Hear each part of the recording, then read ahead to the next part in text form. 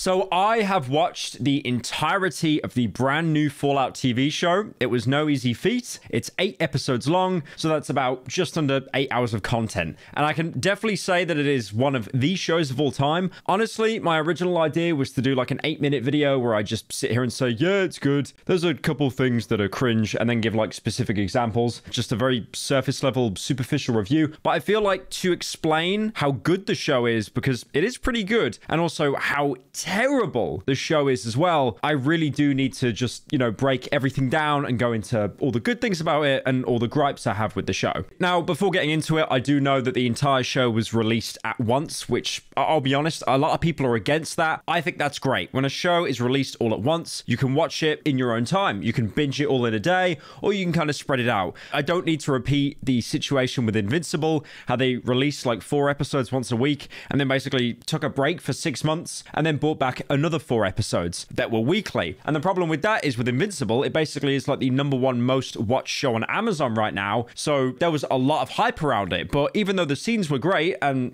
like the episodes were very well delivered, people would still call it mid because they had to wait so long to get these episodes that any expectation just could not be met. Now, there are loads and loads of references to the video games, pretty much all the Fallout video games, give or take. In the opening, for example, you get a Nat King Cole song, which is like one of the most famous radio songs you can hear in Fallout 3 on your Pip-Boy's radio. And the very beginning of the show, the opening, is pre-war America, right before the bombs dropped. But to be fair, that was a given, really. It would have either began, on the surface as the bombs were dropping as kind of a engagement baiting, or it would have just taken place inside one of the vaults. The show's intro, pretty much beat for beat, is Fallout 4, like to an absolute T. You've got a family in America, they're all happy together, they're celebrating a birthday. You can hear on the radio and see on the news, you've got newscasters, weather reporters, and they're all saying, I can't do the news, the bombs are about to drop. Like exactly how you would get that same news report in Fallout 4 on how, we're basically going to war with every other power on the planet. They even mention Anchorage briefly in the news report, and that name is sprinkled a lot throughout the show because obviously Anchorage, part of Alaska, that's one of the last places on Earth where there was oil, where there was resources, and China chose to invade Alaska in this universe. You might also remember in Fallout 3, there actually was an entire DLC called Operation Anchorage, where you went into this VR simulation to recreate the war in Anchorage, Alaska, where you pushed away the Chinese. That was actually known as one of the worst DLCs in Fallout history because of how like mid and linear it was, but it's still a cool reference. Like I said, there is an infinite amount of references to the Fallout games. You've got the kids eating sugar bomb cereal. You see ads on the TV for Grognak the Barbarian, which was like one of those little comic books. You could actually pick it up to like level up your melee skill. Now, obviously the nuke dropping is the big attention grab, right? For people that do not know what Fallout is, they've never played a Fallout video game,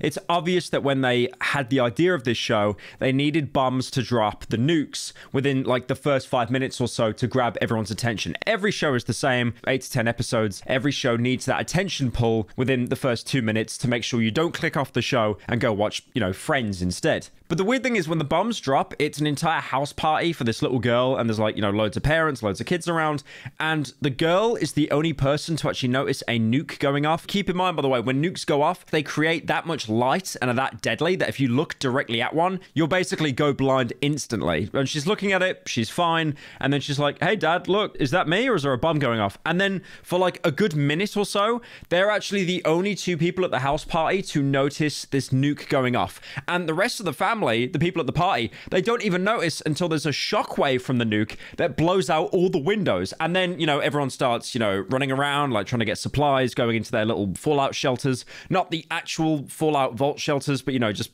little ones that they've made in the garden that, they basically won't last. Now, when I saw that scene, I was like, maybe this is social commentary, like how we ignore things until the last possible minute, or we're so ignorant of our own demise. But no, I think it was just pretty poor writing, honestly. Now, after watching the entire season, the visuals of the show, they are actually for the most part pretty good. I think one thing I've noticed is comparing Prime Video, Amazon Prime Video, to Netflix. Prime Video big productions look better than Netflix, but that doesn't mean they're actually going to be better. I mean, for example, 3 Body Problem, that was a show that came out on Netflix pretty recently. That was an insane budget made by the creators of Game of Thrones. But even then, you could really tell like it was a Netflix show because the CGI on Netflix shows just always looks really lackluster for some reason. In the Fallout show, they've probably done some VFX in the background, but because most of it is physical props, the show does actually look really good. But that being said, there is some very, very bad CGI. There's one scene I'll get into a lot later, and it's definitely the worst CGI I've ever seen. Now, you're probably thinking, what if the Fallout show is terrible? What if no one watches it, especially because they released all the episodes straight away as opposed to weekly to build up hype? Well, your input doesn't matter, because apparently a second season of the Fallout TV show was already greenlit and in production before the first one even aired, and they got a $25 million tax credit from California to film. So straight after the bombs drop, immediately it does an open to 219 years later, which is basically modern day where the show takes place for the most part. So here we're introduced to one of the three main characters of the show, and that is Lucy. Lucy is a vault dweller. She's been living in the vault her entire life, and I'll be honest, like, they did a really good job explaining vault life here, because I think it's something in the games that's very brushed over. You never really get to see the inside of a vault properly. Usually in most modern Fallout games, you just start in a vault and then you're kicked out. You might explore some other vaults, but they're usually dead or abandoned because an experiment went wrong, because as we know in the Fallout lore, most vaults were basically used by the government to perform experiments on the people to see if they could, make more money, or if they tried some kind of experimental drug, would it actually work to prolong life? Basically, everyone in vaults, for the most part, they were just lab rats. Now, one thing that I was really excited about is Lucy, one of the main characters, her dad, who's basically the overseer, the boss of the vault, is played by Kyle MacLachlan. I probably butchered that surname. Now, I know him personally from Twin Peaks. That is a very good show. He was also in the Dune film, not the most recent Dune film that came out, but I'm talking about the one that came out in like the 80s. And like I said, I was really excited to see him in the show because, he's been used so much in the promotional material, seems to be like a main character. Nope. You only see him in the very first and the very last episode of the entire show. That's it. This guy probably has, across like an 8-hour show, around 15 minutes on screen. So if you're watching it for him, do not watch this show. Now, going back to Vault Life, because I do want to talk a little bit about this, Lucy and her dad, with the rest of the community, live in Vault 32. As we know, all vaults, they're used for experiments. We have no idea what the experiment is here, if there's any, because some of the vaults in the games are actually left, kind of as testing groups where there were no tests, just to see how people would survive underground. They were the lucky ones. But by getting a quick intro montage, you can see that life down here is normal, like everyone's functional, everyone's happy, but then the cracks start to surface. You can see that life underground is very, very bleak. No one's, depressed about not seeing the surface, because all they've known is the underground. Most people down here are like 4, 5, 6, 7 generations worth of people that have never known the surface. And even in this main area of the vault, they actually have a projector that plays the sun and the moon going up and down to kind of simulate day and night. So they feel like they're not really missing out, but at the same time, they don't really know any better. Now, when I talked about vault life being bleak, it sounds all right. But for example, Lucy, the main character, she's going to get married. But the problem is she can't really marry anyone inside the vault because there's a chance of like inbreeding, like marrying, siblings or cousins. You're not allowed to do that because obviously you'll stagnate the entire gene pool. And it's pretty weird to do that anyway. Messing around with your cousin, it's all well and good for kids, but it's not a sustainable long-term sexual practice, So the way this Vault 32 is set up, it's actually connected to 2 more vaults, Vault 33 and Vault 31. Vault 31, you basically hear nothing about until like pretty much near the end of the show, so ignore Vault 31 for now, but Vault 32 is connected to that one, but also Vault 33. Now, these are vaults that are connected to each other underground. They don't need to go to the surface to contact the other vaults. They just, all do it through a tunnel network. But the people from Vault 32 and 33 meet up because they need to exchange someone to basically, have sex and keep the gene pool clean. And this is where it gets bleak because Lucy doesn't even get to pick a suitor from Vault 33. Someone is basically just selected at absolutely random. And then in return for having what they call a breeder, they just get like a packet of like seeds to basically plant crops. As arranged, we offer you seed and parts for machinery. So that's the trade that they do between vaults to pretty much keep, society going.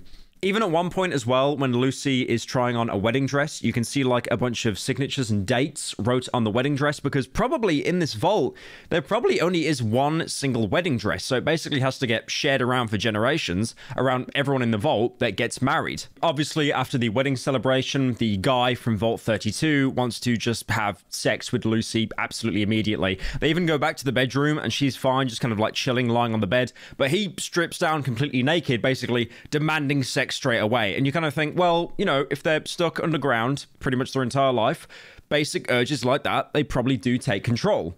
And it's fine, like she totally consents to it, but it's obvious that, you know, he wants to do it more than her. But then what you realize is she pulls out her Pip-Boy, and then she notices that the guy is giving off like an insane amount of radiation. And obviously if you live in a vault, you're protected from radiation. So she quickly comes to the conclusion that this guy is actually a raider, and the people from Vault 32 aren't the actual vault residents, they're raiders. Now, I did have a couple of problems with this. Like, first of all, if you're neighboring a vault, like pretty much your entire life, how do you not get to know the residents? How do you not recognize that these people aren't actually your neighbors? Now, I did have a couple of problems with this. I mean, first of all, like if you're sharing space with people from another vault, I mean, obviously there's a huge vault door like separating the two of you, but apparently at no point did they ever think to, you know, go and meet the neighbors, to go and talk to them. It was probably against, you know, overseer rules or whatever. But at the same time, who really cares? Eventually someone, generations down the line, would get bored and probably try to make contact with another vault. But apparently this just never happened, because when the people in Vault 33, main characters see Vault 32, they don't seem to have any suspicions of anyone whatsoever, despite the fact that they're all raiders. And then on top of that as well, to make it even more stupid, is these raiders that have been living in this vault for, I think it explains later on, for a couple of years, they're clean. They are incredibly clean. Now, we have seen raiders in the Fallout games, you know, they're grungy, they've got like little mohawks going on, sometimes they wear bits of leather, bits of bone. It would make sense if they went clean underground to, you know, kind of like, you know, act like they're normal people. But at the same time, I don't really think so. I don't think that would happen. I don't really think they'd care about, like, you know, going incognito, like wearing a disguise. At that point of intelligence, we're kind of more thinking about like Caesar's Legion or the NCR spies from, you know, Fallout New Vegas, not raiders. They are very, very stupid people. There is actually a funny bit pretty early on in the show. So Lucy, during a scuffle, she gets stabbed with a knife. Now, this would be a pretty fatal stab. I mean, if she pulled it out as well, you know, it'd probably kill her within minutes. And she does exactly that. She pulls out the wound. So she's going to die. Like the main character that's been advertised everywhere, in any other media that was trying to be realistic, she would die. But then she goes into a medical cabinet, pulls out a stim pack, which is basically the healing stuff you'd use in the Fallout games, injects herself, and she's immediately cured. Now, honestly, I'm gonna kind of defend this. I didn't sit there and think, that's so stupid, that doesn't make sense, because if you think about it, they're trying to combine elements from the video game, but also a little bit of, I guess, I'm not gonna say the word reality, because it's a fucking Fallout TV show, but more of like conventional TV shows and how people would act there. They're trying to combine the two. And in the video games in Fallout, you know, if you break your arm, if you break your leg, all you need to do, open up the Pip-Boy, inject the stim pack into your arm is magically healed. Like, it makes no sense how it can heal bone like that straight away. But, you know, she's stabbed there.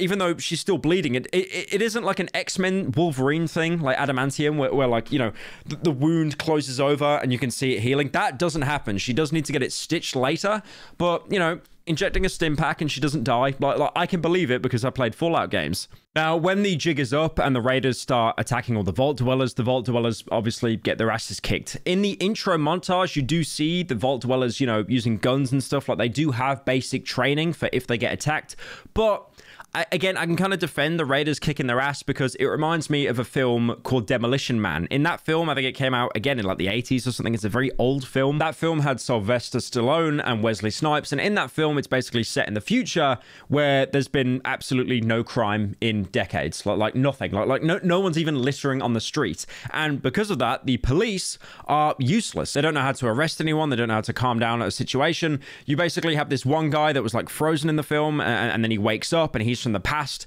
and he jumps all these police. And I think there's like 8-9 police and he basically beats them all up because they have no idea what to do in this situation. I think talking about the raider attack, I can go into a little bit more detail on the action scenes of the show. They're pretty good. A lot of them, I've noticed they really do like the use of slow-mo. Usually most fight scenes or when something's going on in the show will have a copyrighted song from, you know, something you've probably heard on the radio in Fallout 3, Fallout 4, or Fallout New Vegas, and that's very welcome. Like I said, they do like to use slow-mo quite a lot. They really, really want to emphasize to you that slow motion's really cool. Look at that guy being shot in the head and the blood slowly comes out. Isn't that cool? And I don't really have a problem with it, but when you watch the combat and the fighting, it really is just mindless violence because you see so many people being killed on screen, but then you kind of realize there'll be like 3 or 4 people in a set piece that are characters that actually speak once or twice, or you probably recognize them from other shows. Like when the Vault Dwellers are being killed, there's this one guy in the middle of a fight, but then I recognize the actor as being in Severance as well, which is an Apple TV show. And then I realized, no, you're actually an actor that's been in different things. You're not an extra. You're not going to die. And lo and behold, he didn't die. And pretty much anyone else I recognized or had like 3 or 4 speaking scenes beforehand, they were totally fine. There are no stakes with any of the combat. Now, after Lucy's pretty harsh introduction, we get a cut to the second character in the show, Maximus. If you've played any Fallout game in your entire life, and if you haven't, why are you watching this video? You obviously know how the Brotherhood of Steel works. They're like a quasi-religious paramilitary organization. They try to follow the military, mostly because the original founder was part of the US military and then broke off and started this whole kind of religious cult. I feel that the Brotherhood of Steel have definitely got a very different rep than what they should have. For example, if anyone played Fallout 3, they really were like the goody two-shoes faction. They were basically, you know, all for freedom, for like cleaning up the wasteland, making everyone feel safe, like everyone has equal rights. That is not the Brotherhood of Steel. Fallout New Vegas did a much better job of the Brotherhood of Steel, even though that was a much smaller chapter. I know I'm saying a very brave statement that Fallout New Vegas is better than Fallout 3. Can you imagine? Brave statements only on this channel. The main reason why the Brotherhood exists is obviously to preserve pre-war tech, mostly because they want to be the most powerful, because they feel that they need to safeguard the tech, because they don't trust humanity with the technology that ended the world. Like, for example, all the power armor you see the Brotherhood of Steel wear, that isn't theirs for the most part. It's been reclaimed from the US military that actually used the same power armor during, you know, their war with China and Russia. Maximus's character, like any Disney princess, he's basically someone that dreams of more. He's like cleaning out toilets and stuff in this military camp where all the other Brotherhood of Steel grunts are. He's someone that basically has absolutely no rank. He is playing Black Ops and he's like rank 6 Lance Corporal and everyone around him is 10th Prestige. Now, what Maximus wants is to be promoted to Squire, because if you're a Squire, you're then sent out on missions, usually to serve a knight being the people that wear the big, tall power armor. Maximus has a very strange character, and I'm still on the fence whether I like it or not. So, you know, he's brought up by the Brotherhood of Steel. They usually recruit people, you know, when they're kids, bring them up, train them into, you know, serving the Brotherhood.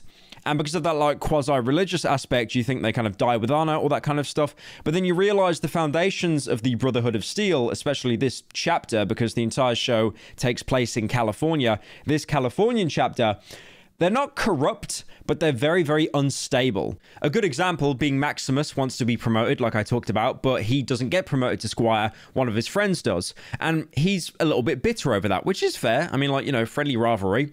But then in the next scene, his friend wakes up, puts his shoes on to go training, and he's in agonizing pain because Maximus snuck a razor blade into the guy's foot to cut up his leg so bad he can't even go on his first mission as Squire. That is next level pettiness. Just a quick correction, it does actually look like he's done it, by the way. I mean, they portray him and suspect him, as we didn't get any scenes of him, you know, putting the blade down there, because he's the first one to run over to his friend that screamed their lungs out on their foot being cut in half. All we saw prior is this scene of Maximus having, you know, an emotional baby rage outside the toilet after he saw his friend get promoted. Obviously, after that, he's interrogated by the Elder. The Elders being pretty much the highest rank within the Brotherhood of Steel. It's usually just old people that wear a robe, and it's like, back in my day, things were a lot better. It's pretty much the same in every Fallout game. Again, the reason why I bring up this scene is because when Maximus is sat down in the chair, being interrogated by the Elder, you have a knight in power armor walking up and down behind him, obviously to intimidate him. But all you get is this scene of Maximus basically crying, thinking he's going to be killed for his actions. He feels feels like he's going to be killed for something he's suspected of doing, according to how witnesses perceive Brotherhood's decision to, you know, talk to him. While you just see the Brotherhood of Steel, like, crotch piece just sat there basically in his face for the entire shot. And I'll be honest, I was just looking at that crotch piece the entire time. I could not pay any attention to how serious this scene was meant to be. Now, cutting back to Lucy briefly, her entire quest and the reason why she leaves the vault, which I'm sure you've seen in all the promotional material, is because her dad, Mr. Twin Peaks, was kidnapped by this woman called Moldava. There is absolutely no context or any hints given to who this woman is, but again, it pretty much is the intro in Fallout 4. If you remember Kellogg, the assassin, he, you know, shoots whatever character you didn't pick in Fallout 4 and then takes the baby. That's basically a similar setting where she kidnaps the dad and then leaves you alone in the vault for it to explode. And then introducing the third and final main character in the show, the Ghoul, played by, I'm sure you know, Walton Goggins. Now, he does an amazing job playing the Ghoul. I really like him. You obviously know Walton Goggins playing Cecil from Invincible. He's done loads and loads of other roles, but by looking at audience demographics, you probably know him as Cecil from Invincible. And again, even here in live action, he does a really good performance. Obviously, he was the guy in the opening of the show before the bombs dropped. He's a ghoul, and as we know, the way ghouls work in the Fallout universe, they're usually people that existed before the war, and they got that perfect amount of radiation where they can kind of live forever and never really die unless they get their, you know, head blown off by a shotgun. Also, they look absolutely hideous. And then obviously there's the feral ghouls that if you get too much radiation, you kind of live forever unless you're blown off with a shotgun, but your brain is completely fried and you're basically just a zombie. They're also in the show, and I will get to them a little bit later. It's kind of funny actually because Walton Goggins' character, the Ghoul, he actually has been sleeping in a coffin the entire time. You can see like these little pouches of Radaway that have been fed into the grave, because what they've tried to do in this show is make it out that ghouls need to constantly take Radaway. Radaway, if you don't know, is the chem you take in the Fallout games to reduce radiation so you didn't get radiation sickness. Ghouls, to keep their sanity, have to keep regularly taking Radaway or they'll go feral. When there's a bunch of people that are traveling to his grave to wake him up, one of them actually shoots someone patrolling the area with, you see this little like baby doll hand sticking out of him, like he's been impaled by it. And then I saw it and I realized, oh my god, that's the rocket launcher. The rocket launcher from Fallout 3. Not to be confused with an actual rocket launcher. The Rocket launcher was basically this weird little makeshift device which would fire any random junk in your inventory. It was pretty useless. It was basically a meme weapon, but it was cool to see it, even if it had a cameo of like literally 2 seconds. Now, the main setup for the entire show, which is why everyone will converge together, obviously you've got Lucy going out into the wasteland to find her dad, then Maximus from the Brotherhood of Steel, and the Ghoul. They've both been given an objective by different people to find this scientist who's basically wanted by everyone in California, because he has something really, really important on him that could end the war or make the war a lot worse. It doesn't really explain what it is, but that's the entire point. You need to keep watching the show to find out. Now, like I said, the show, although I do enjoy it, there are a lot of inconsistencies. I'm going to list them kind of as they go on. But one of the first ones I noticed is there's this doctor character who's pretty pivotal to the show. He's the person that, you know, every faction is looking for. And there's a point where he's trying to escape the lab that he's working in. And there's a security turret that pops up that's going to, you know, cut him down to shreds. And even though this turret is like only 10 foot away from him, he manages to basically like jog, not even sprinting, not a full-on sprint, but jogging with this dog. And the turret somehow manages to miss every single shot. If this was a turret ages away, or if he actually ran like his life was in danger, I wouldn't really mind, but it is moments like that that definitely do take it out the scene. Now, this doctor leaves a lab with a trained dog. It's, you know, it's not confirmed as dog meat yet, but we're just going to call him dog meat because we know it's dog meat. It's the exact same breed of dog, and it's a companion character in a Fallout show. Like it is going to be dog meat. Now, this doctor is obviously wanted by the Ghoul and the Brotherhood of Steel. Lucy does not care because Lucy's trying to find her dad. So the writers thought, how do we fit this into the show? Oh, I know. Let's have Lucy randomly camping out at night somewhere in California, and by random pure chance, the one doctor that is pivotal to the story and connecting all the characters stumbles upon her campfire and delivers like a bunch of warnings and exposition to her. You should know better than to light a fire after dark. Go home, miss. Vault dwellers are an endangered species. You'll notice this a lot throughout the show, how characters have such a small chance to meet, because California, Southern California, it's a pretty big place. There's a lot of settlements, even though the entire world's destroyed. But the fact that so many characters can meet so frequently on random chance to progress the story, it does definitely reach hard to believe levels. The thing I noticed very quickly in the show is people that wear power armor. Obviously, it is the power armor like Fallout 4. It's this big suit that you climb into. It isn't just something you open up your Pip-Boy and equip like Fallout New Vegas and Fallout 3. It's this huge hulking suit that needs a fusion core to power it. Now, it's pretty accurate to the show. I like the way that the armor looks, especially the crotch piece. One thing I did notice, which they changed, is the voice that you produce when you're in the suit. All the characters that wear this suit, they sound like Zurg from Toy Story. Cleaner. We meet again, Buzz Lightyear. If you play like Fallout 4, for example, and your character is wearing like one of the power armors when they speak to someone else, they'll sound a bit muffled, like they're talking through like a radio comm, but that's pretty much it. They don't sound like the bad guy from Toy Story 2. Let me in, damn it. And this is used to hilariously comedic effect. I say hilarious as not really, because you find out very quickly that one of the Brotherhood Knights, the one that Maximus is ascribed to, is basically a huge coward. He gets into a fight pretty early on with a Yogwai, which is one of the mutated bears, and all he does is just say fuck a lot, and you're meant to find it funny because he's a coward, and also he says it with a deep voice. And this entire encounter where Maximus, who's being ascribed to this knight in power armor, it's really drawn out because he's attacked by a Yogwai, like I said, but Maximus has every chance possible to shoot this Yogwai, and I thought it'd be like, you know, classic Fallout moment. He shoots the Yogwai in the head, and then nothing happens. He does like 3 points of damage, you know, like going to the strip in Fallout New Vegas, and you don't take the long way round, you take the shortcut, and then you shoot a Deathclaw, and you realize, oh my god, I've done 1 point of damage, I'm screwed. That just doesn't happen. He instantly one-taps the Yogwai in the head, and then you think, why did it take him so long to shoot it and to save his, you know, commanding officer?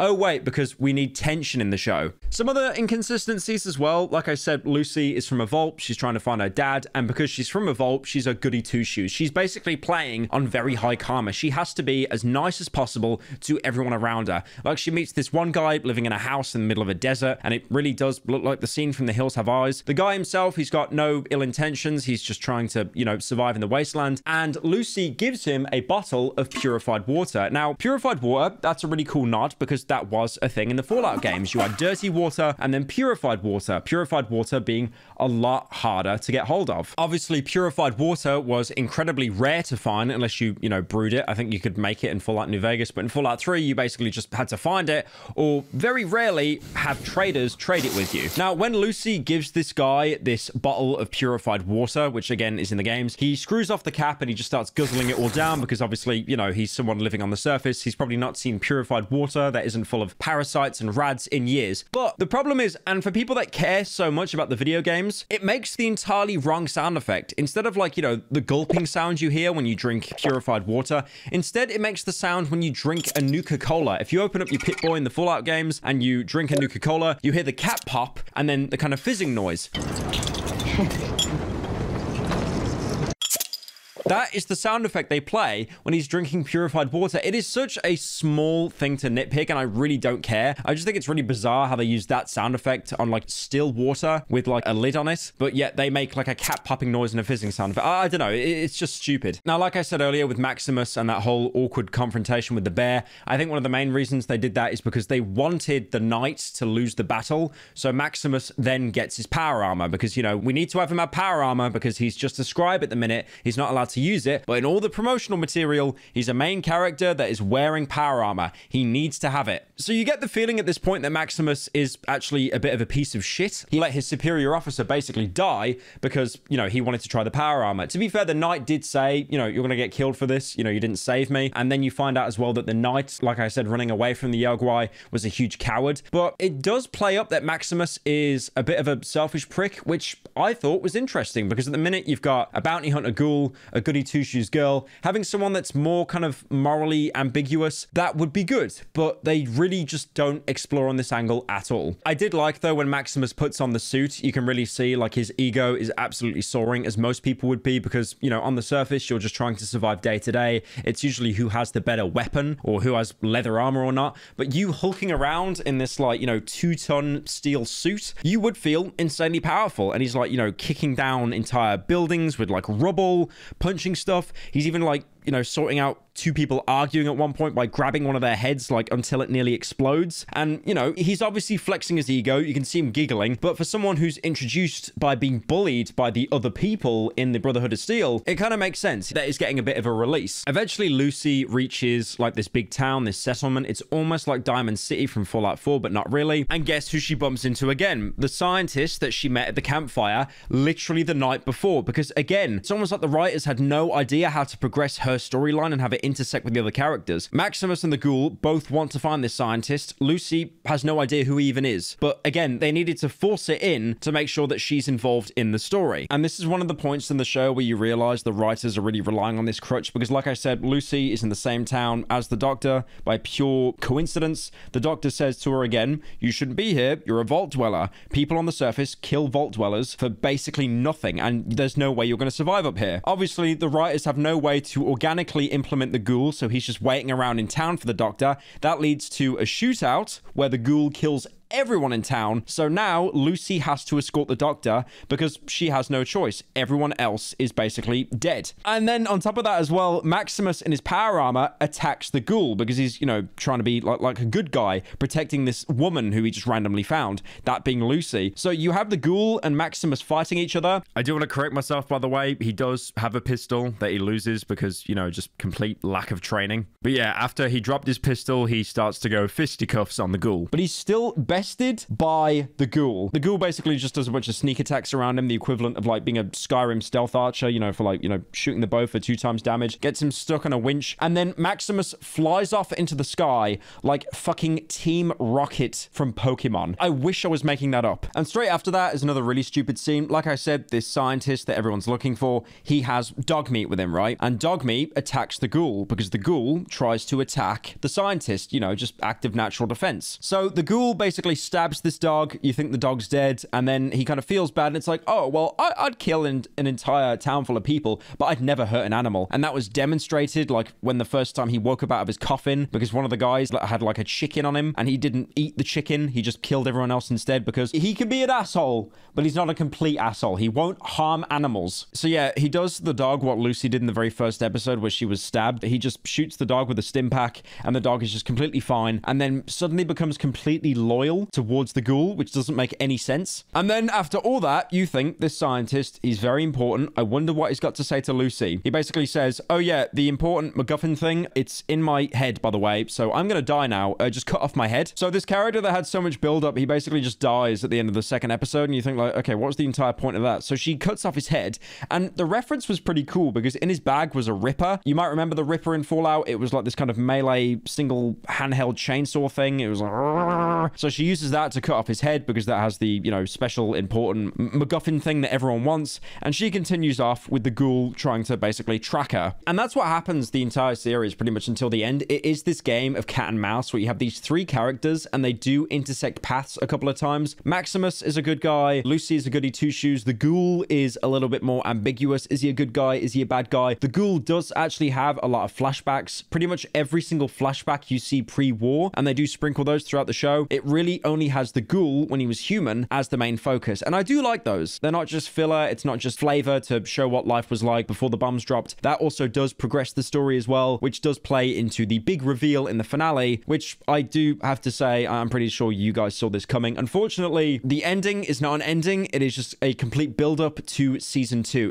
It really just doesn't even feel like an ending. Now, I do like the flashbacks to the Ghoul when he was human. When he was human, he was called Cooper Howard, and he's basically the main character there. And I'm very sure that his surname is Howard on purpose as reference to, in Jesus' name, Todd Howard, the creator of the Fallout franchise and, you know, Elder Scrolls. I am very sure, guaranteed, that as like some kind of like ego push, he absolutely would have been like, what if the main character was called Howard? Because I'm called Howard. The other kids in the block would say, you know, I'm going to play quarterback for the Cowboys. And I'd be like, I'm gonna make video games and everyone's gonna play them. Like, you dork. Go back to the chess club. Who's laughing now? Yes, I was in the chess club. And in these flashbacks, Cooper Howard, the ghoul, is a huge film star. And I'm not talking about like one of the biggest film stars. He basically is the face of like all the advertising in pre-war America, all the TV shows, all the commercials, everything. It is a little bit ham-fisted, and I did kind of think at one point, like, how is this guy being whored out to every single media in America? But then you hear a couple of lines that are thrown around that he actually served in the war before becoming a film star. And that makes sense, because the way, you know, society works in America and probably the entire world in the Fallout universe, where they're so propaganda heavy, they would have basically hand-plucked Cooper from the army and been like, okay, you did a good job. Let's make you really famous as propaganda to get a bunch of young people to join the army. It's basically what happens nowadays, but it's like so on the nose in the Fallout universe, it almost falls into parody. In one of the introductions in the flashbacks that I thought was a little bit cringe, I tried to not use the word cringe, but it still was a little bit cringe. He's a film star and he's playing a cowboy, and he's trying to shoot this guy on set that he's been paid to shoot, not with a real gun, obviously, it's all acting.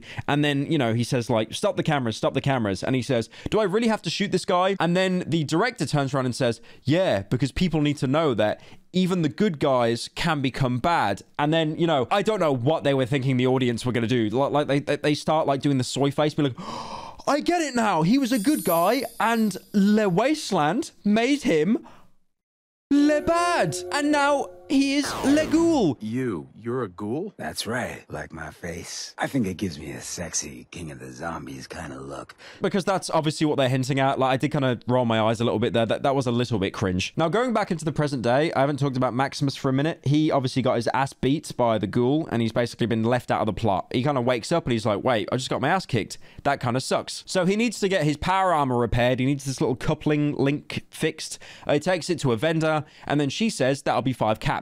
He doesn't have any money because obviously why would the Brotherhood of Steel use caps? You know, they're basically a secular community. Why would they know about bottle caps, which is what they use to trade in pretty much all communities? So in a pretty genius scene, he actually notices a clinic where he can get his teeth pulled, and in return, he's actually paid for it. And then he comes back, he's obviously had like one of his molars or like, you know, one of his wisdom teeth just completely pulled out. And he's like, oh, thank you. And then he gets the coupling fixed. But then when he goes back to the power armor suit, like 3 raiders have basically found it and they're trying to sell it for scrap. And this scene makes absolutely no sense. And then he goes up to them and obviously he's saying, you know, like stay away from it. But because he's under anesthesia, he's like, stay away from it. And it's like, the comedy is he talks funny now, Lamau. But the reason why I bring up this scene, and I think it's so stupid, is because these 3 raiders, let's just call them raiders for simplicity's sake, they gang up on him, beat him up, and then leave him for dead while they continue to scrap the suit. But then he wakes up, he picks up a wrench, and he starts kicking their ass. And you'd think, okay, maybe it's because he has a wrench. No, it's because the 3 raiders, they completely changed their fighting style. From going from all 3 of them jumping him at once, they start fighting him one-on-one while the others kind of wait, like background characters in Street Fighter. It doesn't make any sense. If all 3 of you ganged up on him and that worked, why not do that again? Why, for the sake of plot convenience, would you all, you know, stand there and wait and fight him one at a time? Because that gives him such an upper hand. Also, on top of that, Maximus does actually manage to fit his arm into the power armor to squish one of the raiders' heads with basically no force. But again, why are you pushing someone next to a suit that they control? That seems a little bit stupid. I did mention earlier, but obviously now Maximus is wearing his knight's power armor. He is pretending to be the knight that was killed, basically left him for dead. But then the Brotherhood kind of realized, wait, someone's died. Okay, it's not the knight, he's wearing the power armor. So let's send in another squire, which basically what Maximus was in the beginning. So now Maximus, who is the knight, he gets his own squire, and that's Thaddeus. That's one of the people that was bullying him in the opening. And because of that, obviously Maximus makes Thaddeus just his complete bitch, telling him to, like, you know, he literally takes off this crotch piece and asks him to clean it, which is exactly what the knight did to him back when he was a scribe. I meant to say squire, not scribe, because oh my god, if I get those mixed up, the Fallout fanboys are going to lynch me. Eventually, Lucy crosses paths again with the ghoul. Obviously, Lucy has the head of the scientist, but then she loses it because this weird axolotl mutant creature eats it.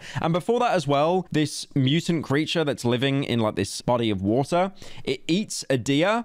Now, what I don't understand is what is like a baby deer like Bambi doing in this world? To find unmutated animals in the Fallout universe is incredibly rare. Even dog meat in this show, you know, the normal dog that we see, the only reason why that dog is normal is because the scientists with a group of people before he ran off, they were basically being bred from the ground up away from radiation in safety. So, you know, you see all these horrendous creatures like mole rats, rad roaches. There are no mole rats in the TV show, by the way. Sorry to get your hopes up for anyone that wanted to see a mole rat. Basically, the point I'm trying to prove is 99% of all life on the surface, all animals, are incredibly irradiated and mutated. But then you just have this like little Bambi deer that's completely fine, but then it's only used to be eaten by this thing living in the water. Now, when I saw this thing, I'm sure you've seen it in screenshots. When it opens its mouth, it's got a bunch of like human fingers. It looks pretty weird.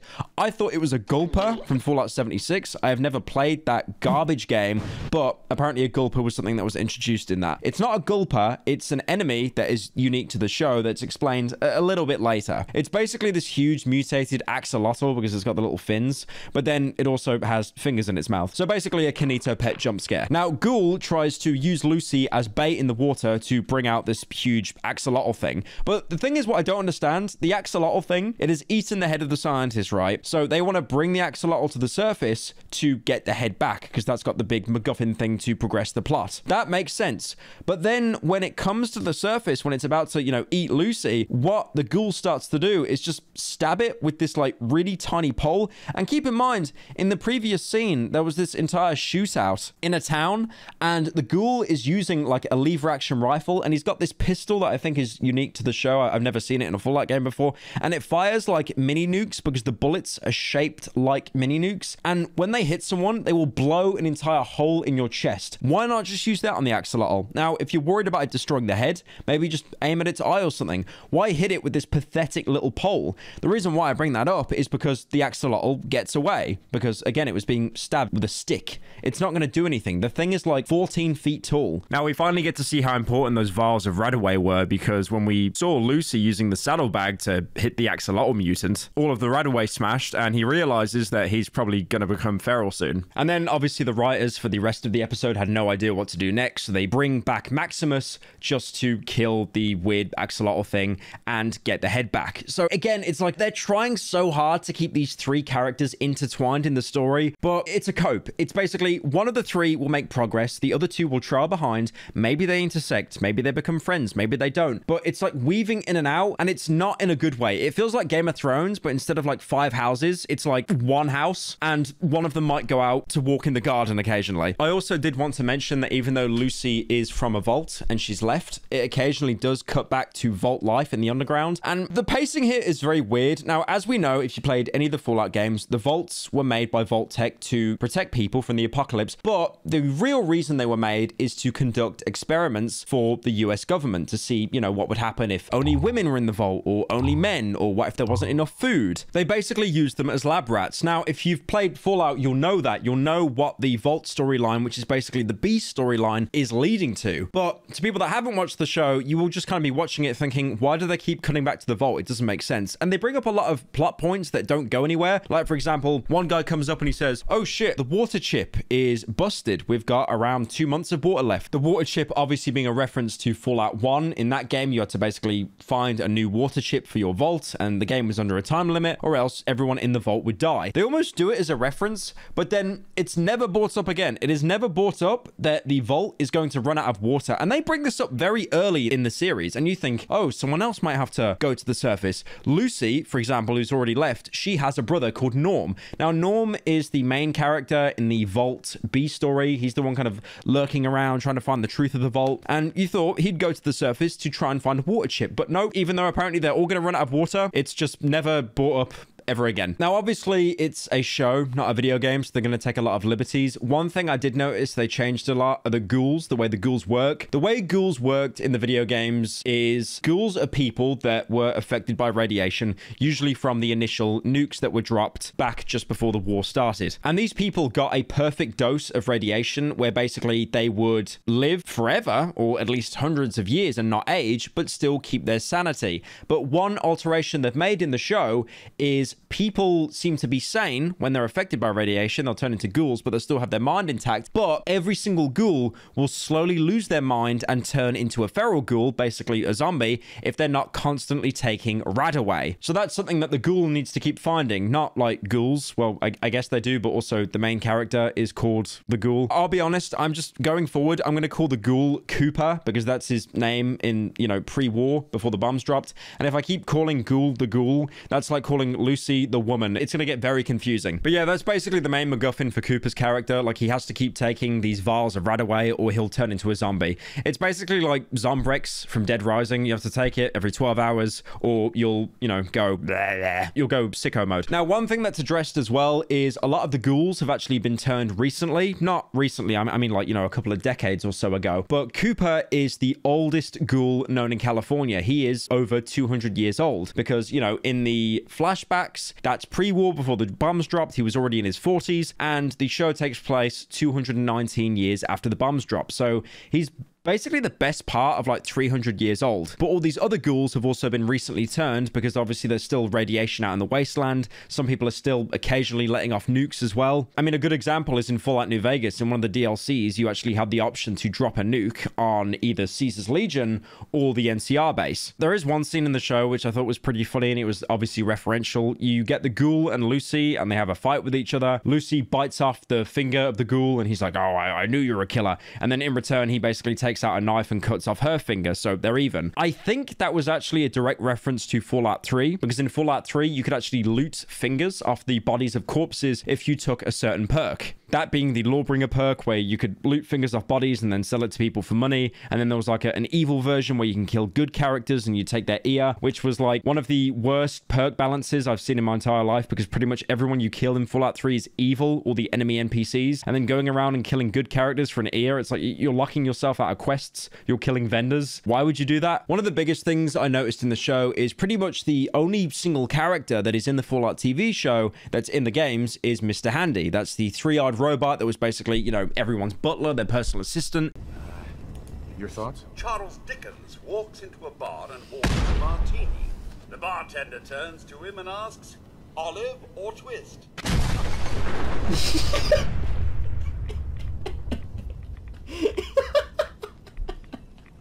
He was voiced by Stephen Russell, who's a veteran voice actor. He's been in many video games. He was Garrett in the Thief games. He was like the guy that gave you instructions in Prey 2017. He's a very good voice actor. It isn't him that voices Mr. Handy this time, which is a bit disappointing.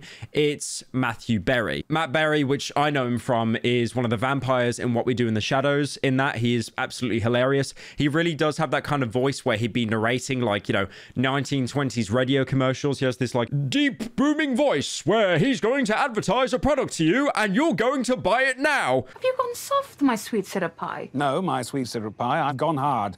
Because he's my best friend. He's my pal. He's my homeboy. My rotten soldier. He's my sweet cheese. My good time boy. He's a great actor, and I mean, it does kind of make sense because Stephen Russell was an American doing a, you know, kind of a British-American weird accent hybrid, and Matt Berry is a British person pretending to be a British robot, because obviously in America and in the Fallout universe, it's so satirized that British people are no more than basically a household appliance to Americans. Now, going back onto the B story back in the vault, obviously I talked about Norm, that's Lucy's brother, who's still back in the vault, and he's snooping around trying to find, you know, the real reason why everyone in the vault is so secretive. He actually travels to Vault 32, which is the vault where all the raiders came from, and then he realizes that everyone inside the vault is dead. And you'd think that the raiders killed them all off when they invaded, but nope, everyone in that vault has actually been dead for a couple of years. Even the raiders, who, you know, the few that aren't dead, they're in quarantine in Vault 32. Even they've said, nope, we have no idea what's going on, but it was some pretty messed up stuff, let me tell you. And then Norm's traveling around, you know, he's just seeing corpses everywhere, like completely mummified, like they've been there a long time, a couple of years. And there's, you know, notes on the wall saying, we learned the truth, you know, just complete ambiguity, not explaining anything, but it's pretty obvious there was an experiment that went on in this vault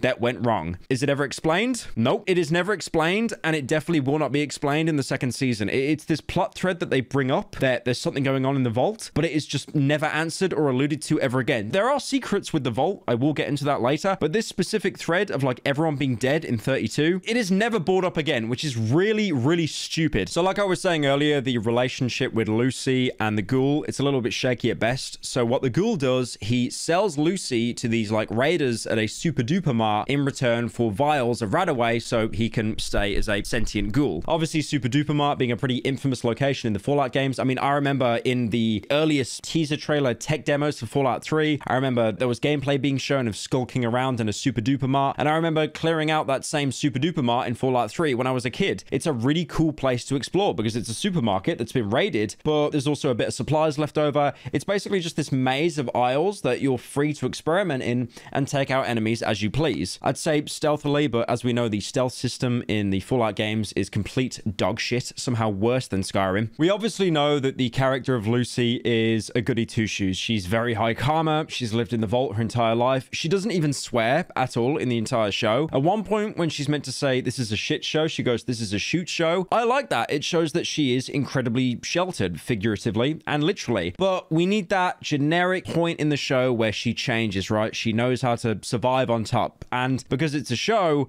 we can't have that slowly happen and subtly. We need to make sure it happens in one single scene. And that happens in the super duper mart where, you know, she's going to have her organs cut open. She escapes, she breaks free, and then she holds the raiders hostage saying, let those ghouls free, because inside the super duper mart, there's like a ton of ghouls all sat in fridges, I assume to have their organs harvested as well, if you really want like a rotted zombie organ. But they let them out, they let them go. But then you notice that some of the ghouls are still in the fridge, and she goes, let them out as well. And then, you know, one of the raiders goes, you don't want to do that, Lamau. And she's like, no, do it anyway. And then they do it, and then you realize the warning was these are feral ghouls. They can't be reasoned with. They basically are zombies. So these feral ghouls break out, they kill the raiders kill the feral ghouls, they all wipe each other out, and I was like, okay. And then the writing team probably gave each other a high five thinking, wow, that was convenient. But then there's one more feral ghoul left, but it's not really a feral ghoul. It's obviously a ghoul that has some sentience left, but it's changing into a feral ghoul. She's like repeating her name over and over, saying like, Martha, my name is Martha. But then she eventually turns feral, attacks Lucy. Lucy quickly grabs a 10mm pistol, the exact same one that you'd use in Fallout 4, and then shoots her dead. And this is apparently meant to be the huge character turning point because, you know, she took a life that didn't need to be taken, even though it did. Because if she didn't kill that feral ghoul, it would 100% be munching on her brain. So then she loots the super duper mart. She finds a bunch of vials of Radaway and then gives it to the ghoul who conveniently passed out outside because the plot didn't need him at the minute. And then she's like, I may look like you one day, but I'll never be you. You know, basically saying that she's still going to be a good guy, leaves him with the Radaway and then walks off. And then he goes back inside the super duper mart, finds even more Radaway. So this entire plot point of him needing Radaway or he's going to turn into a feral ghoul, that is never brought up ever again because he somehow stumbled upon like the chest you find after exploring a Fallout 4 dungeon. There is enough Radaway in there to last 3 lifetimes. So this is a plot point of him slowly turning that is never brought up ever again. I haven't really talked about the comedy in the show because it is definitely one of those shows that has like a checklist of things they need to go through. We need like a scary scene. We need a romance scene. There is comedy in the show, but it misses 9 times out of 10. It is just hilariously unfunny. A lot of the comedic relief actually comes from Maximus and his squire Thaddeus, who's basically, you know, following after him. And it's funny because, you know, the tables have now turned. Maximus, who is being bullied, is now basically bullying Thaddeus. But Thaddeus is just played like some kind of like SNL character. When he gets dragged away by monsters, he'll scream. When he gets branded, which is like when Maximus covers his hand in flame to heat it up and brand him as like part of the Brotherhood of Steel, because only knights can do that to squires. He screams then as well. It's hilarious because he makes a girly noise. Lamau, I'm laughing. But then Maximus opens up to Thaddeus and says, oh, the actual knight is dead. I just kind of stole his armor. And he was expecting a kind of, I don't care. We're bros surviving out here. We're the real ones. Instead, he completely does a 180 and he's like, oh my God, you're a traitor. They're going to have you killed. And then in this really stupid oversight, which was in Fallout 4, I think as well, the way power armor works, it's powered by a fusion core that is completely unprotected and just sits in an open valve on the back of the power armor. But Thaddeus took the head that is tracked by Lucy and left Maximus to rot in the power armor at the same night. But the following morning, Lucy goes to the place under the highway where Thaddeus left Maximus, which really doesn't make sense unless a Pip-Boy navigation tracks, you know, some kind of history. But here it's just completely random chance. Like he's underneath a bridge on a railway. How did she find him? The only comparison I can think of right now is in Fallout New Vegas, if you go to a town called Nipton, usually you'll be greeted by a guy who has, quote unquote, won the lottery. I'm sure you've seen the meme on TikTok or on YouTube where he goes, yeah! Who won the lottery? I did! Yeah! It really does give off like the vibes like, oh my God, I'm literally acting. I think it's the same guy that voices Spider-Man as well. Smell that air! Couldn't you just drink it like booze?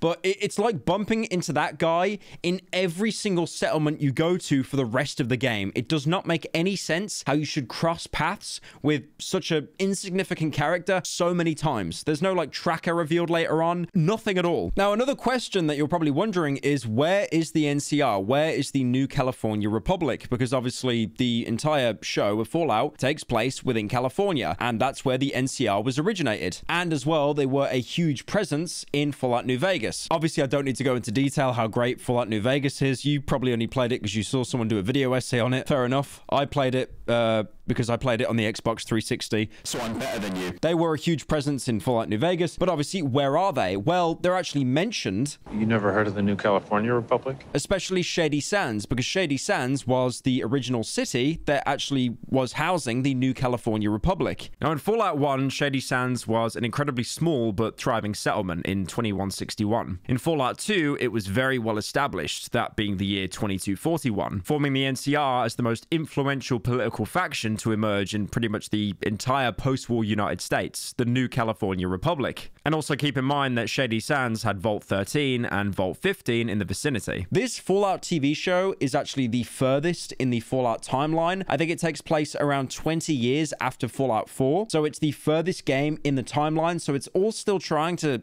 be canon. This isn't like fan canon or a what if. It is directly building off the video games, but unfortunately, by the look of it, Shady Sands was completely obliterated. It was blown up. It is now basically a huge radioactive crater. There's even a timeline that's shown on a whiteboard inside one of the vaults. You can see in 2142, Shady Sands was founded. In 2189, the NCR is created. In 2241, the NCR is basically the single strongest force in all of California. And then in 2277, Shady Sands is bombed and destroyed. But hey, that's just a theory. Shady Sands is mentioned in pretty much all the Fallout games. In Fallout 2, you actually get to visit it and live in it as a marked one set in 2241. Fallout New Vegas is set in 2281, and the NCR has a strong presence around the Mojave Desert, and they strongly and vocally inform everyone and officially that Shady Sands is the capital of the NCR. Having this city destroyed causes discrepancies in the timeline of the Fallout franchise, you know, versus the TV show. Also, keep in mind, they are saying that the Fallout TV show is canon, and the fall of Shady Sands is an entirely different event, and it is not in the year 2277 when the bombs fell. The bomb or bombs that wiped out Shady Sands were probably sometime after 2281. So that little town you'd visit a lot in Fallout 1 and Fallout 2, completely gone, obliterated. And one thing that is a massive oversight in the show I quickly noticed is Maximus wasn't originally with the Brotherhood of Steel. He was originally from Shady Sands. He was part of the NCR. He was only a kid, but he was brought up in that town. I wonder if anyone survived. I did. And the major problem I have with this is because it's heavily implied that Shady Sands was nuked. Mostly because a lot of the characters say, oh, we can't go to that area. It's full of radiation. It's very radioactive, implying there was nukes. So how did Maximus survive? He survived by hiding in a fucking fridge. There's this flashback that's used of him as a kid like 3 or 4 times, and it's him leaving this fridge. Apparently, this single lead-lined fridge saved him from all that radiation. Keep in mind, the back of the fridge, and you can see it in the show, has a huge opening for a fan, so loads of radiation would seep in there. I guess you could say it was only a small nuke, not a big one. But what kind of cope is that? I mean, a good example here is in Fallout 4, you could actually find a kid that hid inside a fridge when the nukes went off, and he's a ghoul. He's been that mutated, he became a ghoul. Obviously, Maximus left the fridge pretty much straight away, but like what kind of logic are we using there? You have one child that hides in a fridge when the nukes go off. He's a ghoul. Maximus, as a kid, hides in the fridge. He's completely fine. He doesn't have any ghoul superpowers. He's not slowly turning into a ghoul. Apparently, that fridge just had better lead lining in it. Now, obviously, because Shady Sands has been completely obliterated, the NCR in this region is pretty much gone now. They might still be expanding out into the east, but on the west coast, they're pretty much gone. But you do see a couple of NCR troopers,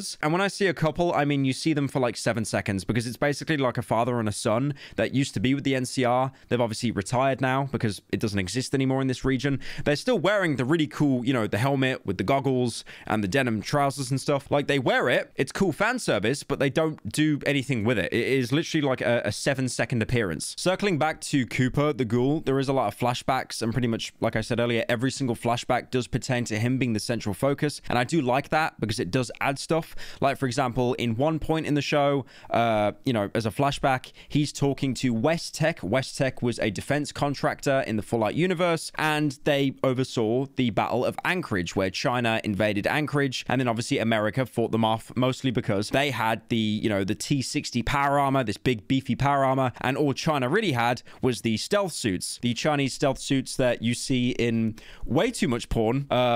There is an insane amount of it. I mean, they made a latex suit. What do you think was going to happen? But one thing that's foreshadowed there is Cooper directly says to the West Tech guy, oh yeah, we wouldn't have lost so many lives in Anchorage if you made the armor better, if you know, didn't have so many, like, fatal problems with it. Like, for example, the chest piece having, like, a little exposed bit that, like, shown flesh. So if someone was shot in the chest, it would kill them. Oh, I'm very familiar with you guys. You designed the T-45 power armor. Those design flaws of yours cost a lot of good men and women their lives. Yeah. That is then used later on in the show, because when Cooper, the ghoul, is fighting off the Brotherhood of Steel wearing power armor, he shoots them directly in the chest because he knows from the past that that is an actual weak spot. You drive that thing like a fucking shopping cart. Rule number 1, read the manual. Stuff like that in the writing, callbacks and, you know, kind of references, I do like that. I think that's really cool. If the show had more of them, it would be a better show. There's also a really weird side story that takes a couple of episodes. I think this was added because they kind of ran out of ideas on what to do until they reached the end. So there's like this big kind of hurdle the characters have to go through. Basically, Maximus and Lucy, they find themselves in another vault. This is Vault 4. It's nowhere near Vault 31, 32, 33. It's not an adjoined vault. It is one singular vault. And one thing they quickly notice about this vault is, unlike most vaults, they've actually opened up to the surface. They let people, you know, come in whenever they want. We can't thank you enough for letting us in and taking care of us. It's what we do here. And this sounds really good, and they're very accommodating to Maximus and to Lucy. So you kind of think, okay, they're going to be evil, right? They're going to be doing some evil experiment where they kidnap people and they take them from the surface and they mutate them. And then you notice the Overseer, who is voiced by Rick Sanchez's dad from Rick and Morty. You know, the really annoying guy. I think his name's Jerry. Hey guys, just wanted to say hi. He's voiced by that guy. So he's like used as comedic relief. He's the Overseer, but he only has one eye. And then you'll notice, you know, other people in the vault, they have like a nose on their forehead, and then you think, okay, so they're definitely experimenting on people here. So Lucy goes snooping around to find the real reason of like what's behind Vault 4. That has nothing to do with the main story, by the way. This is just entirely filler, but it's pretty good filler, I'll give it that. Meanwhile, Maximus is just completely complicit. He's been given like this basket of like goodies, like champagne, oysters, caviar, like as a gift for entering the vault, and he's just sat there. He does not care. So this is basically Lucy's focus. This is again her, like, you know, learning how to be powerful, strong protagonist character, while everyone else basically just sits on their ass and does nothing. So she goes deeper into the vault, and then she sees a bunch of experiments. There's a lot of weird ones, like you see a woman in water giving birth, but instead of it being a baby, it's like a bunch of piranhas that actually eat her alive. That was a little bit weird. Now, looking more into this, I thought it was piranhas that the woman's giving birth to, but it's actually these weird little axolotl mutants. In Vault 4, the founders gave this vault a mission to test the human body's interaction with radioactive exposure in many forms, you know, to see how mutations could work. Now, there is one scene I like, and I really, really like this, and I think I'm giving it way too much credit than it's worth. There's one scene where she's hiding because she sees a scientist, right? And we have seen this scene in goddamn every film, every TV series imaginable, right? You know the setting. Character's trying to hide. Someone else comes around a corner. That character turns around the corner, and then the main character has just completely despawned. They're not there anymore. They're non-existent. And then the camera cuts, and they're like at the other side of the room, like they teleported, like it's Naruto. That doesn't happen. Her shoe squeaks, and the guy instantly gets sus, doesn't go to investigate. He instantly pulls the alarm. And I thought, like, oh my God, I've never actually seen a show do that. I've never seen a show where someone investigating a scene actually acts like a real human. But yeah, obviously Lucy's caught, she's found out, but then you actually realize, which is the plot twist of this entire, you know, this entire filler story with Vault 4, is they are being experimented on, but only because they were forced to. They're basically, everyone that lives in that vault is like 5th or 6th generation, and that original vault, because like I said at the beginning of the video, each vault was used as an experiment by the American government. Lloyd and Cassandra here are both scientists. specializing in the effects of radiation on human DNA. That experiment was trying to use radiation to create new life in the vault. So it created mutated people, people with one eye, people with a nose on their head. And that monster you actually saw at the beginning, the one with all the fingers in its mouth, the big axolotl, that was actually one of the experiments from the vault that broke containment and basically escaped into the wild. So it was actually a pretty good conclusion. You know, it wasn't a vault full of evil people. They really were just mutants that were experimented on. They obviously overthrew everyone that was running the vault, and they just run it themselves, and they're happy. And they even like punish her because, you know, she found out the truth and stuff. Your entire culture is insane! I'm sure if we came to your home, we would say the same thing. And the overseer, he pulls out this big knife ready to kill her, and he's like, your punishment is banishment to the surface! You know, you think she's going to get her head cut off, although you don't, because she's the poster girl. She's not going to die. And then he just starts, you know, sawing through the rope that she's got her hands tied to. And then it's like, no, you're free to go. We'll even give you supplies. We don't care. And that was it. I mean, it was a pretty stupid, self-contained story that went on for like 2 episodes. But I mean, like I enjoyed it. It was pretty good. It added absolutely nothing to the story. But yeah, again, it was good. There's even one point as well where they kind of force Maximus to lose his power armor, because obviously he doesn't have a fusion battery in the back of his suit now. So he decides on stealing the Vault's fusion core, which is actually a pretty common thing you'd do in Fallout 4. You'd raid locations and you'd take a fusion core just out the wall and you'd steal the power die in the room and stuff. Like that's a really cool reference to Fallout 4. But then he kind of realizes, wait, if I do that, if I condemn an entire vault, I might be le bad guy, and I'm not le bad guy. So they give the fusion core back. Obviously his power armor's completely dead, so Lucy and him have to continue on foot. Thank you! Mostly because he probably wants more face cam time, so people pick him up for other projects instead of hiding behind a suit of armor. Now, the only thing in these like little Vault 4 spin-off episodes that have anything to do with the show is, like, very ham-fistedly, you see all the inhabitants of Vault 4 worship this, like, this god, this being, and then you realize the person they're worshipping, the Flame Mother, is Moldova. That being the same woman who kidnapped Lucy's dad in the beginning episode. So, again, like, even though the plot seems to have basically forgotten about her, she's then brought up again as the focus. And then in one of the many flashbacks with Cooper actually meets Moldova. And the weird thing is you realize that Moldova in the show, in the present day, and in the flashback, she's the exact same age. She isn't a ghoul like Cooper. She has all of her skin intact. Obviously, we can, you know, if you played a Fallout game, you know where they're going with this. She was probably cryogenically frozen, which is exactly the thing they were experimenting on in Fallout 4. That was the test that was going on in that vault. They were trying cryo freezing. Now, Moldova basically goes on to say that she was looking into a new kind of technology, this being a infinitely renewable energy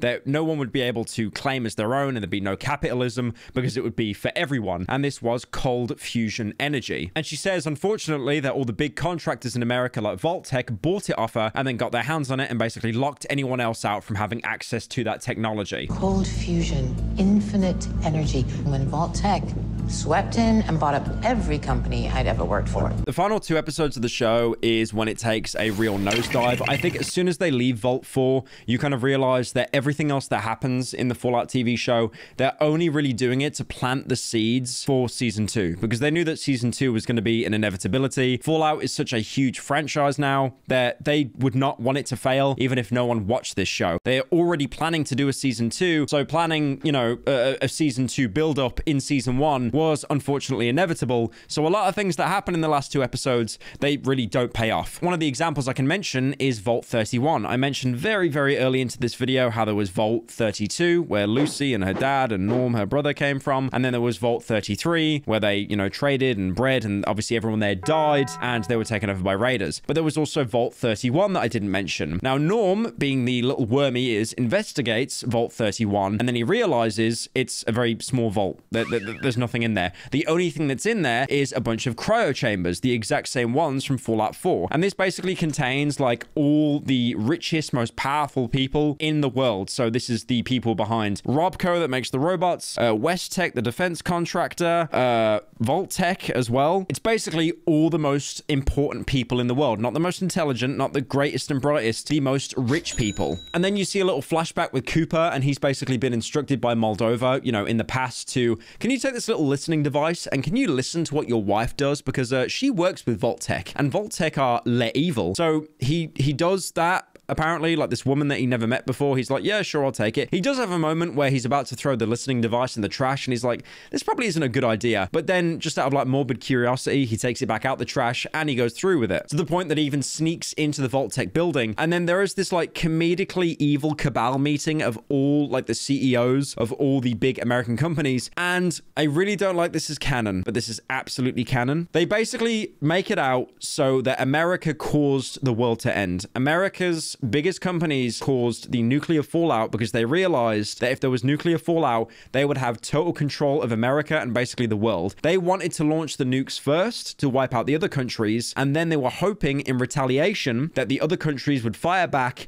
and blow up America, so they would already be prepared with the vaults and all the experiments, and so when humanity came back onto the surface, they would have complete and total control of it. That obviously didn't happen, but that was their original plan. And also, one cool little nod I noticed during the boardroom meeting, you've got a guy sat behind the Robco counter. Yes, that is Mr. House, as in the Mr. House from New Vegas, because, you know, he was the CEO of Robco, and as we know him, the owner of the strip in 2281, or as you might know him, a rotting corpse in a lab if you did the face reveal. Now, one bit of CGI that I think is just absolutely horrendous is you get this big reveal of like all the big exec people are still alive, they're out of stasis, and they're spread all across the wasteland, probably doing mischievous things. And then you realize who Lucy's dad is, the Twin Peaks guy. He is one of the people that was behind basically the nukes being launched. He was one of the people that was working on one of these higher up boards. I'm not sure whether it was Vault-Tec or West-Tec or, you know, there's so many different companies out there, but he's basically a big evil chairman. And what they do to show this is there's a flashback with Cooper where he's shaking hands with Lucy's dad. They've used some kind of like AI technology or CGI to make Lucy's dad look younger, and it looks awful. It's actually up there with the Superman mustache scene. If you've seen this like clip of Superman where his face just looks like he ate a fistful of bees, it's because he was wearing a mustache at the time because they were filming Mission Impossible. He couldn't shave it off due to contract, so they basically had to CGI it out, and it looked absolutely horrendous. That's exactly how he looks in these scenes, and it's a terrible reveal. And the worst thing is, when the reveal happens, there's like an audio stinger, like it's something terrifying, but the biggest thing you're scared about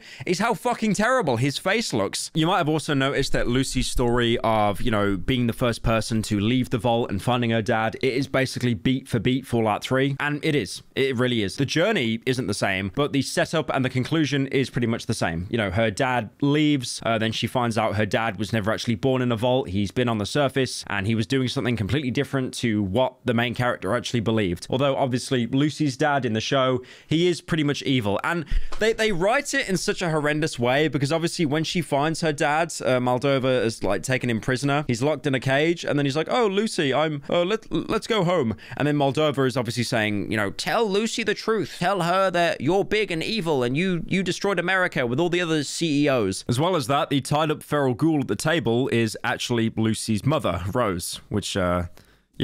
That's definitely something. The thing is, you think he would have a moment where he tries to justify it or apologize, and he doesn't. What he ends up doing at the end of the show is like stealing someone's power armor and then like knocking people out while he's got this like evil grin on his face. And then they don't even get to finish him off when they beat him. He just runs away like a Looney Tunes villain. It's just really poor writing. It's like they tried to write this character that was so evil, but at the same time, he only cared about his daughter. But then he obviously doesn't care about his daughter because he just leaves her and runs away. So basically, the biggest plot twist of the entire show is Moldova, who, you know, took the dad hostage, is le good, and her dad is le bad. But again, they're not the main focus of the show. I think you hear the name Moldova like 5 times across the entire show, and you really don't see her until the first episode and then like the last 2 episodes. That's it. You never see her, so you really do forget about her. And I really don't mind. I think the smaller interactions are what makes the show. When it's not focusing on the main story, again, it really is like a Bethesda game. The main content is dog shit, but the side content, the stuff that doesn't really advance the story, like them exploring Vault 4 with the people with an eye in the middle of their head, that's the best stuff. Also, Moldova manages to get the MacGuffin thing out the dead scientist's head, and it is a cold fusion core. She puts it in, and then you see like all the lights turn on across California at night. How would that work, by the way? So you're implying that all the street lights are still functional? You do realize that street lights and just, you know, electronics die over time, right? Like they need to be replaced. I cannot imagine that they've all been there for 200 years with no maintenance maintenance,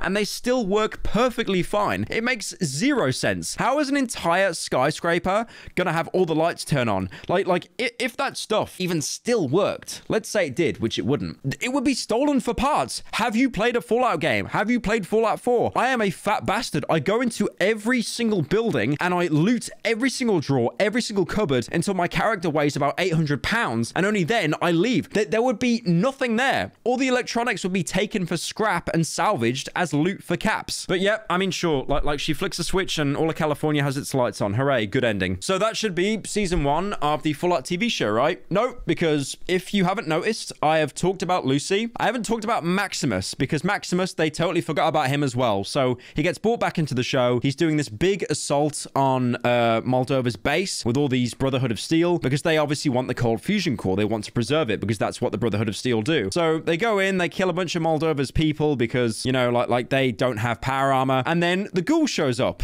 Cooper. And Cooper, you know, he does this speech where it's like, wow, you actually have a weakness in your chest. And it's such a weird scene where all these Brotherhood of Steel guys, they storm into Moldova's base and they gun down all of her men, all of them, like without telling them to stand down, just straight up murder them, right? And then when they go to leave, the ghoul comes down the stairs and he does a little speech saying, I bet you feel big and powerful in that suit. And then they aim their guns at him, but they just don't do anything. And then the worst thing is he gets a shot off on one of them, shoots him in his chest. He coughs up blood in his power armor and then he dies. And they all just like, they don't think to shoot after he's already shot. They're like, wait, no, we can't shoot. He's the main character. He needs to have one badass scene, guys. We can't do it. And then they straight up copy the Batman with Robert Pattinson. You know that scene where all the lights go off and then they're just fighting in the dark and only the gunfire's lighting up the room? They did exactly that, but it is just a lot more lame. Now, there is one scene in the finale that is just absolutely terrible. Like, it's so forced. It is crazy. Okay, so we've all seen the cop-out scene, right? We've all seen a scene in a film or a TV show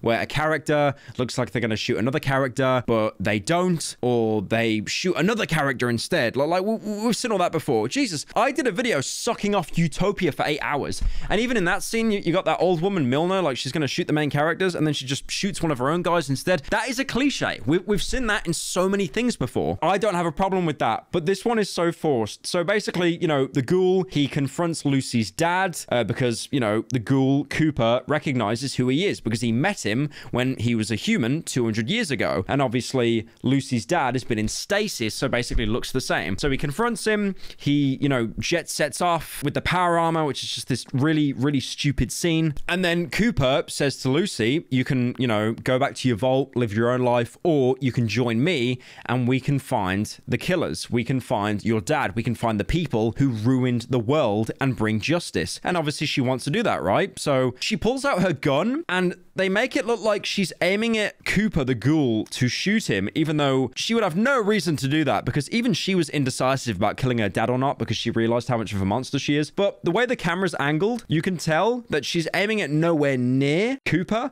And then when she fires the gun, all she's done is just shot this random ghoul. Like that wasn't even part of the story. That was like, you know, like a feral ghoul. That's basically like the bike girl from The Walking Dead. Like she can't even move because she's just lost that many limbs. She shoots that ghoul in the head and then just goes and joins her. And then in a really stupid moment of dramatic irony, you realize that the ghoul that was shot on the table was Lucy's mom. Lucy's mom, who she thought died, but actually teamed up with Moldova to, you know, try to basically fight against the CEOs, the big chair board of people. So I do want to make a little correction here. It wasn't just a random ghoul she shot. Lucy did actually know that was her mother and shot her to put it out of her misery. But again, it's just such a bizarre scene. And it was just like really stupid how it's like, oh, you just killed your mom, by the way, Lamau. And like it's never revealed because she's already left by then. Lucy was born in Shady Sands. Her mother is from Vault 32 or maybe Vault 33. That isn't really explained. Now, Rose, Lucy, and her father fled Vault 32 to Shady Sands after finding out about Hank's past. And then Hank was basically forced to continue the mission, and he was the one who actually dropped the warhead on Shady Sands. And after he successfully returned Lucy and Norm back to Vault 33 at a very, very young age, he basically left Rose to rot in a nuclear blast. And where's Maximus, you're wondering? Lucy's dad knocked him out like 5 minutes in, and then he was just kind of lying on the floor unconscious the entire time. And then he wakes up, and then Moldova suddenly comes back in alive, apparently. She activates the fusion core, like I said. The shitty lights come on the street, which makes zero sense. And then she sits next to the corpse of Lucy's mom and says, "We did it, Rose." And then she dies straight away. And then comedic timing here, all the Brotherhood of Steel rush in and they're like, Maximus, you did it. You killed the terrorist. You killed Moldova. All hail Knight Maximus. So obviously he's going to get promoted to Knight. And then it just keeps going because there's a scene just before the credits of Lucy's dad still wearing the power armor. He's obviously looking for somewhere to take refuge, and then you see over his head, it's New Vegas. It is actually Fallout New Vegas because I think Bethesda realized, bro, we need to get New Vegas in here at some point because oh my god, no one is going to watch this show otherwise. So yeah, the Fallout TV show, it is one of these shows of all time. I really do think it's peak Amazon Prime show. It looks good. They obviously put a lot of money into it, but it's like Rings of Power. It's just really mid. I really like the opening episodes. The less focus they have on the main story, the more interesting it is. But as soon as that main story starts to take hold again, it was just bedtime. I don't care about Moldova. I don't care about the cold fusion little battery thing. I cared about the flashbacks with Cooper, seeing what life was like back then, how incompetent these billionaire, trillionaire companies were, how selfish they were, how they would condemn the entire world to like eternal hellfire for a profit margin. That stuff interests me. But do I care about, oh my god, look guys, they turned on the water fountain. They turned on the water fountain on Venice Beach. Holy shit, California's saved. No, I don't care about that.